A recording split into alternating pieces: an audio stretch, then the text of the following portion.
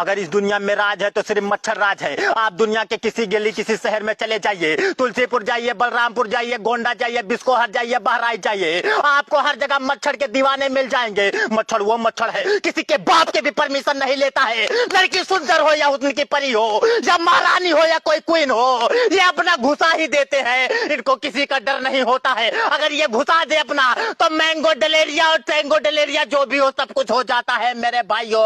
ये पूरे दुनिया में राज है तो सिर्फ मच्छर राज है। अगर इस दुनिया में राज है तो सिर्फ मच्छर राज है। आप दुनिया के किसी गली किसी शहर में चले जाइए, तुलसीपुर जाइए, बलरामपुर जाइए, गोंडा जाइए, बिस्कोहर जाइए, बहराइच जाइए, आपको हर जगह मच्छर के दीवाने मिल जाएंगे। मच्छर वो मच्छर है किसी के बाप के भी परमिशन नहीं लेता है। लड़की सुंदर हो या उनकी परी हो, या महारानी हो या कोई क्वीन हो, ये अपना घुसा ही देते हैं। इनको किसी का डर नहीं होता है। अगर ये घुसा दे अपना तो मैंगो डलेरिया और टेंगो डलेरिया जो भी हो सब कुछ हो जाता है मेरे